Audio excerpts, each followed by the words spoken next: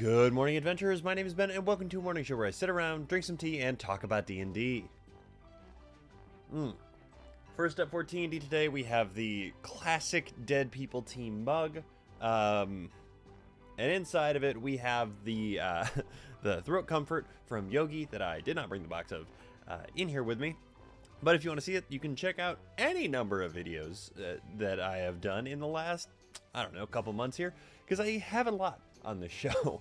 I apparently am just bad at remembering to carry something sometimes.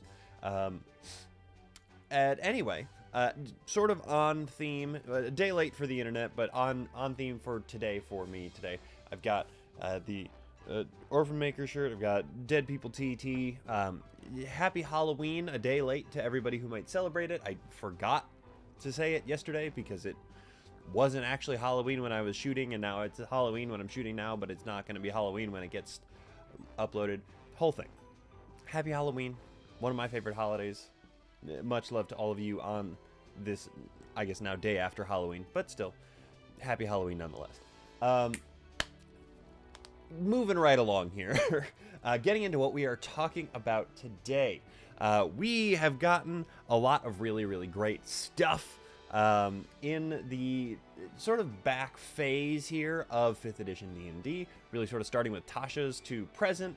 And one of those things that we have gotten is some cool new spells. As the game has progressed, the power curve has changed, and we have gotten some really, really good new spells. And so I want to go over some of the best low-level spells that we have gotten in that time period. Specifically, I want to go over the spells that are 3rd level and lower, because those are the ones that you're most likely to interact with in any given D&D game, and want to, talk through them, talk about why they're really good, and then just sort of roll forward from there. Now, don't get me wrong, we are going to get some more really, really phenomenal stuff in this upcoming final Twilight here phase of 5th edition D&D. We've got Planescape coming, we've got the Book of Many Things, we've got Giant, I don't remember what it's called. Bigby presents something about giants. We're gonna have some really, really incredible stuff coming. However, we've had a lot recently, and so I want to go ahead and I want to go through what it is that we actually have gotten, because it's pretty cool. So let's go ahead and let's get into it. There are 5 spells here. We've got them on every single level between 1 and 3. That was not very difficult to do, but that's not really the point. But we're going to go ahead, we're going to start at level 1, and we're going to work our way up. So if these are spells that you are interested in looking at, take a look at them, because they are really cool. Starting out, first level spell, the only first level spell actually on this list, technically, we've got Silvery Barbs that came out in Strixhaven. Silvery Barbs is a really, really fantastic spell that has been gaining a lot more attention because it is being used on Critical Role, which is fantastic. However, some people who either don't watch or are not keeping up or something like that still don't really know all that much about this. Strixhaven didn't give us that many spells, however, it gave us some really, really potent ones in the ones that it did give us. One of those being Silvery Barbs. Now, Silvery Barbs, for anybody that is unaware, is a reaction spell, again, of 1st level, that you can take whenever you see a creature within, I want to say it is 60 feet of you, succeed on a saving throw, ability check, anything like that. You can cast Silvery Barbs as your reaction to force them to re-roll, effectively giving them disadvantage. And then at the same time, you can pick another creature within range of you to have advantage on their next d20 roll. I don't think I really have to explain why that's so good, but let's go ahead and let's get into it anyway. First off, the ability to grant advantage to your party members on anything that they do is phenomenal. It's fantastic. It's so, so good. It's one of the reasons that I really like spells like Guiding Bolt, in addition to the fact that that thing does quite a bit of damage for the level that it is. But Silvery Barbs imposing disadvantage at the same time, effective disadvantage, at the same time, to an enemy creature is phenomenal. Now, the thing that is really, really killer about this one is that as the person with Silvery Barbs, you're likely a spellcaster, and as a spellcaster, you're casting spells. Oftentimes, your spells have saving throws associated with them. So, if you cast one of your spells as an action, and then and then your target of that spell succeeds on their saving throw, you can cast Silvery Barbs as your reaction to go ahead and make them re-roll that saving throw, potentially changing the result. Because, and this is where a lot of people get tripped up, it's not that you can cast one leveled spell on your turn. It is that you can only cast one leveled spell on your turn if that leveled spell takes a bonus action to cast. Because the rules are written in a bad way, but that's not really the point. So Silvery Barbs as a caster is a really, really, really good thing to have in your back pocket. In addition to,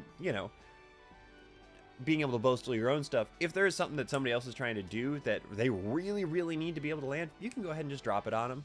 And suddenly they have the ability to make them re-roll that, or you have the ability to make them re-roll that, and you can give the barbarian who's next up in line advantage on their next attack or something like that. It's a really, really fantastic spell. For first level, it is a steal of a spell if you can afford to shove it into your spell list. It makes your stuff hit harder ultimately because you are more likely to hit with all of your different things. And that's just kind of the way it goes. Moving right along from that, we come to the next one that I actually use oftentimes in conjunction with Silvery Barbs if I need to. Mind Whip. Tasha's Mind Whip from Tasha's Cauldron of Everything. This thing is so good. It is so, so fantastic. It is genuinely, I think, one of the best second level spells. The fact that it targets one creature is the only thing that keeps it from being really, really fantastic. Anybody that doesn't know, you go ahead and you lash out at a creature psychically within range. That range is 90 feet of you. And you force them to make an intelligence saving throw. Now, there are not that many intelligence saves in the game. Most of them are wisdom based, so you are less likely to run into intelligent creatures unless you're fighting mages specifically, or tinkerers, or something like that. So, you go ahead and you lash out. Then the target takes 3d6 damage and can only take a movement action or bonus action on its turn, and cannot take reactions until the end of its next turn, no matter what. That effect lasts until the end of its turn, or if it saves on the saving throw, it just takes half damage and none of the other effects.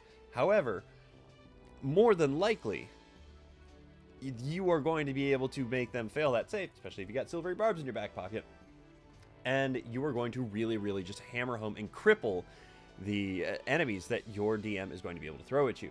DMs, this is a really good one to throw at your players. We used this left, right, and center on our first boss fight that we had in the campaign that I'm playing my sorcerer in, and it made it so that we didn't die.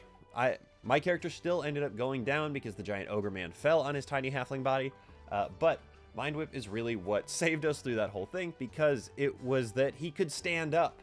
We caught him while he was sleeping. He could stand up on his first turn, and that was all. And then on his second turn, he could move to be in range with one of us, and that was all. Because we could jump in and out getting opportunity attacks because he couldn't take reactions, or getting melee attacks because he couldn't take reactions to take opportunity attacks. There we go. So it is a really, really potent spell. Oops. As long as you can keep landing it, it is phenomenal. And honestly, 3d6 for a second level spell with the possibility of having all of that stacked up on top of it, it is arguably one of the best spells in the game. For the level that it is at, and I cannot recommend enough taking it and adding it to your spell list if you have access to it. Sliding right along. Next up, we have Wither and Bloom, another second level spell. This one from Strixhaven, a Curriculum Chaos. This thing, oh boy, this thing is really, really great. Now that I'm thinking about it, I'm actually wondering if this thing is actually second level, because Wither, yeah, it is. Okay, I'm glad my notes are right here, because for a second I couldn't remember. So, for anyone that doesn't know, Wither and Bloom has a range of 60 feet, and it affects a 10-foot radius sphere. You go ahead and you send out this blast of life and death energy. Each creature of your choice in that area, that 10-foot radius sphere, needs to make a Constitution saving throw, or take 2d6 necrotic damage on a failed save, or half as much on a successful one. Non-magical vegetation automatically dies. And in addition, one of the creatures in that space of your choice can roll one of their unspent hit dice and add your spellcasting modifier to it to regain that number of hit points. This is really great for like dropping in and healing one of your party members while still being able to dish out some damage with that action of yours. This thing it's a really, really great healing, combat healing spell because it is also dealing damage. Plus, it is letting your party members utilize their hit dice in the middle of combat, and there's so few things that actually do that, that it is genuinely a phenomenal piece to have just sort of like stacked on the back there, because they are effectively healing themselves at the end of the day. Our druid in that same party has this spell. It has saved me. It has saved our barbarian. We have most definitely benefited from Withering Bloom being something that can be used because it is just that good sometimes. Just to help somebody out of a pinch, give them a little bit extra when, you know, the bad guy is about to just like beat their faces in on the next turn. It might just be the difference between them dying outright and just being unconscious with 2 failed death saves. Moving on forward, our last 2nd level spell, we only have 1 3rd level spell on this list actually, but our last 2nd level spell is Vortex Warp. This thing is fun. For anyone that doesn't know, Vortex Warp allows you to target one creature within 90 feet of you and force it to make a, I believe, Wisdom saving throw. Let me type that into my little doohickey here while I continue to talk. And on a failed save, it can choose to fail. You can force it to teleport to any other point in range that you see. Now that is good for taking somebody 90 feet behind you and jumping them 90 feet ahead of you. That is good for taking somebody who is right in front of you and forcing them 90 feet back. It is a Constitution saving throw. It is really great for just being able to control the battlefield a little bit better. Now, they do have to land on a surface that could support their weight reasonably, but that surface that could support their weight could be in the middle of a river of lava. It could be a tiny rock in the middle of a floating thing of lava, or flowing thing of lava. And then they're just kind of stuck out there because, I mean, quite frankly, they either have to deal with the lava or figure out a different way back across. This is also a really good way if you are a, tiny little squishy spellcaster, to get your buddy right up on you so that they can suddenly take the brunt of the hits as you go ahead and Vortex Warp them in and then back away very slowly because, quite frankly, you can't take the hit like they could. The other thing that's pretty cool about Vortex Warp is that as you upcast it, the range increases by another 30 feet every single time, which means that the effective range goes from 180 to 240 to 300. As you just like continue working your way up, you can get people further and further from point A to point B. That is phenomenally helpful because honestly, flat out, if you are flying, let's say you have cast Fly on yourself and you are crossing a ravine and you need to get a party member 200 feet that direction, if you go ahead and you drop a 3rd level Vortex Warp on them, they can straight across the ravine once you get halfway there, because you can just turn around and go ahead and do that, and it's not concentration, so you can just sort of like flip to the other side. Vortex Warp, a lot of fun, really good control spell. Highly recommend, again, shoving that one in your spell list if you have access to it. Which brings us to the final one that we have on our list here. This one is a little bit of an interesting one because it is one that I have not actually gotten to use all that much myself, outside of like very specific combat one-shot type things. And that is Spirit Shroud. Now, you might be thinking, well, why? What does it do that is so good? I know about Spirit Shroud. If you don't know about Spirit Shroud, it's a bonus action to cast, concentration up to a minute. And for the time being, Spirits of the Dead flit around you and bolster your attacks. You deal an extra 1d8 necrotic damage or radiant damage or cold damage, your choice, as long as you are hitting a creature within 10 feet of you. And any creature that takes that damage can't regain hit points until the start of its next turn. And additionally, any creature of your choice that you can see that starts its turn within 10 feet of you has its speed reduced by 10 feet until the end of your next turn, or until the start of your next turn. So, you might be thinking, well, why is that particularly good? Because the fact that they can't heal after that is so phenomenal. Now, this is one that is for the fighting mage of some kind, because it is a range of self. You can only cast it on yourself. However, if that is you, this is going to be one of your best friends. It makes it so that things can't chase you all that well. It makes it so that you hit things harder, and as you increase the level that you cast it at, it adds a d8 every single time. It is something that is not once per turn when you land an attack. It is every single attack that you land. So if you are attacking with a longsword, it is effectively doubling, tripling, quadrupling, depending on what level you cast it at, your damage. That in its own right is so good. There's a reason that things like this make these kind of lists, because when you look at its effect over time, it is fantastic. And then the fact that it makes it so that creatures can't regain hit points. If you can't regain hit points and you are dealing extra damage to the thing that can't regain hit points, it's going to die a lot faster. I don't know how else to put that one. So it is something that is truly a massive boon for you to have in combat if you are the person that is running that. It's also a warlock spell, which means that if you're a Hexblade warlock, this is going to be your bread and butter on top of Hexblade's Curse.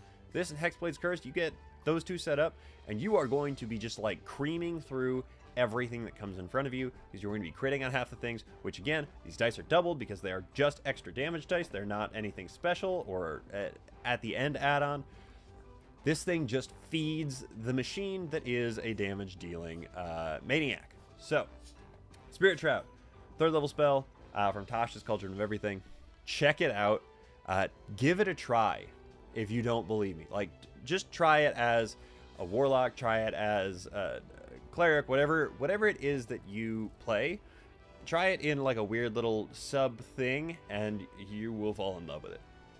Flat out, you will fall in love with it. It is so much fun. So those are 5 newer spells that we have gotten that are just so cool. They are so good, and I love them a lot. And as we come into the, final stages of 5e here, supposedly 1D&D is dropping in 2024. So that means we've got another full calendar year with a bunch of stuff coming out, but a full calendar year of this here game that we have all fallen in love with, that so many people have gotten into the hobby because of. We're going to see what else we get, because the power curve is just growing as we go here. So those are 5 spells. We've got Silvery Barbs, Mind Whip, Wither and Bloom, Vortex Warp, and Spirit Shroud. Check them out, add them to your spell list, use them, and let me know how it goes, because I want to know. But that brings us to the end of that, which brings us to the shows that we have for today. It is Tuesday, which means that we have Diary of a Dragon Pit, Star Wars First Resistance, Dungeons and Daddies, Bombarded, Hekva D&D, Glass Cannon, and the Queer Questers. Go check them out. Let them know that I sent you, because again, someday somebody's going to say something to me about it, and I'm going to think that it's funny. But until then, I'm just going to keep asking you guys to do so. But that is everything I have to talk to you guys about today. So thank you so very much for making me part of your morning routine. I really do appreciate it, and thank you so much in particular to my patrons. You guys are the ones that make this show possible. If you are interested in becoming a patron, check out the link in the episode description. Yeah, I really thought I had something else to say here. So again, don't forget, everybody, happy belated Halloween. And of course, don't forget, drink tea, play D&D, and keep on rolling.